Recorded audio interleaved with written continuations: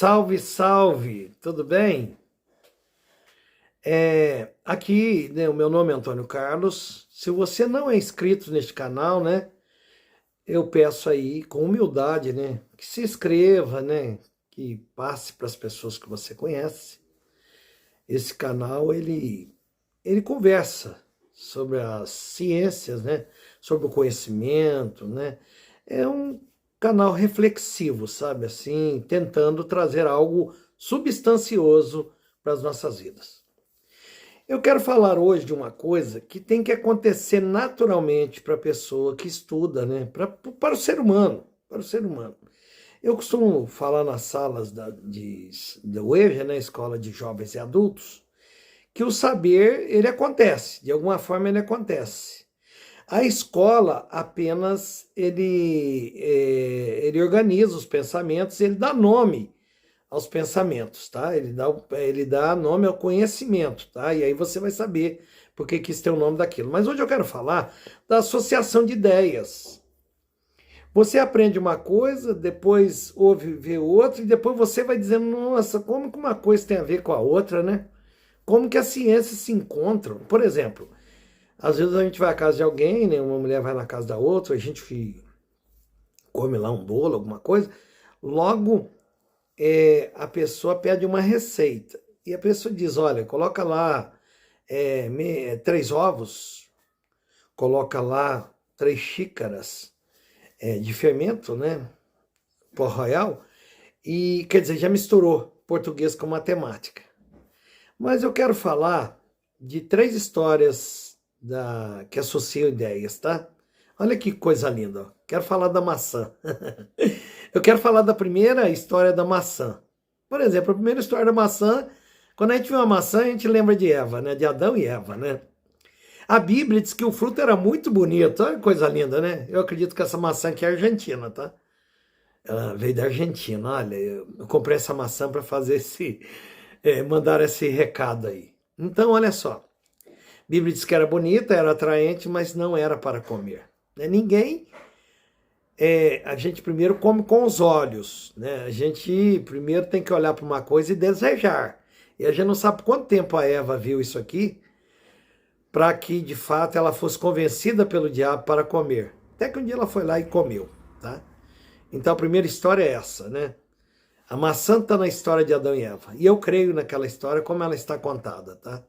Então a Eva vai um dia e come, dá para o Adão também, ele come de olhos abertos e tudo se desfez, né? Porque aí entrou o pecado no mundo. A segunda história é com maçã.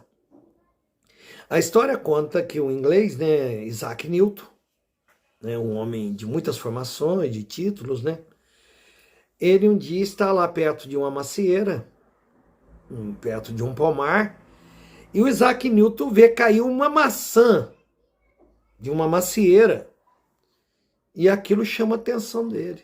Por que ela, ao desprender, ficou muito madura? Por que ao desprender ela não ficou parada? Por que ao desprender ela não subiu, né, por espaço sideral, como um balão? Mas por que ela caiu? E aí Isaac Newton chegou à seguinte conclusão. A sua primeira lei áurea, né? Que existe a lei da gravidade.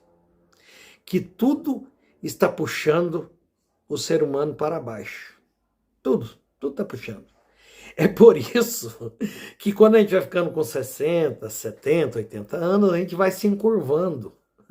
Os nossos órgãos vão sendo puxados. É uma força muito grande, né? Que nos puxa para baixo. A lei da gravidade foi descoberta através de uma maçã. Olha só, hein? Adão e Eva lá no início da história, quando o pecado entrou no mundo, Isaac Newton agora, há alguns séculos, algum tempo atrás, e eu vou falar de uma outra história.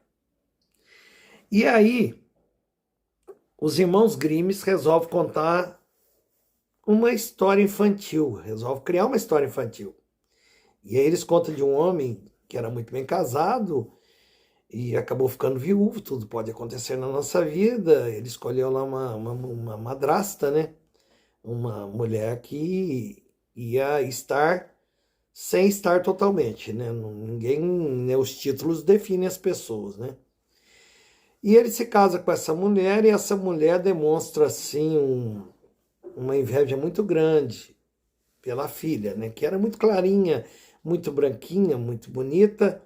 E ela tem um espelho, quer dizer, talvez o espelho da alma, né? Mas ela tinha um espelho literalmente na história. Ela pergunta para ele, espelho, espelho meu, existe alguém mais bonito do que eu, né? E o espelho diz que ela é linda, que ela é maravilhosa, mas que tem alguém mais bonito do que ela. Às vezes é assim, né? Salomão diz que a gente não deveria se pressionar, né? Quando a gente faz algo bem, a gente vai encontrar depois alguém que faz melhor. E ela foi crescendo esse ciúme, né? Foi crescendo isso dentro dela, essa inveja, esse narcisismo pessoal dela, né? Se aflorando cada vez mais. Até que um dia ela não aguentou, chamou uma pessoa de confiança e mandou matar essa moça. Como matar não é uma coisa fácil, a gente vai contra a lei de Deus, contra uma lei ética e moral que existe dentro de nós. Ele levou a menina lá para o mato lá, mas acabou não matando nada, né? Mandou que ela sumisse e tal, e matou um coelho e levou até o coração pulsando ainda, entregou, e aquela mulher se sentiu satisfeita, né, completa, né, entendendo que agora ela seria, né, a Miss Universo. Esse título só pertenceu primeiro a Eva, né? Porque era a primeira mulher e a única mulher que existia, mas ela era perfeita mesmo. E aí, um dia ela chega lá de novo e pergunta, espelho, espelho meu, existe alguém mais bonita do que eu? O espelho diz que ela é bonita, que ela é linda, mas que a Branca de Neve ainda existe. E ela tem esse título ainda. E aí, ela envenena uma maçã. Ela, né, se transforma lá e uma pessoa boa aparece lá, onde ela estava morando, lá junto com os 7 anões. E ela envenena a Branca de Neve com uma maçã. Olha como que as histórias se encontram.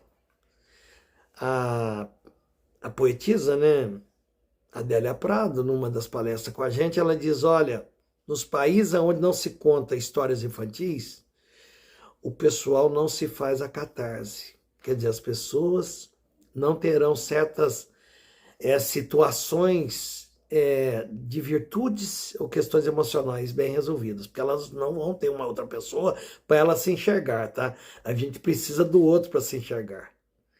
Na psicologia, diz que a gente precisa receber a validade. As pessoas enxergam as coisas em nós e falam. Tá vendo? As histórias se encontram. Depois eu volto com outra. Um abraço.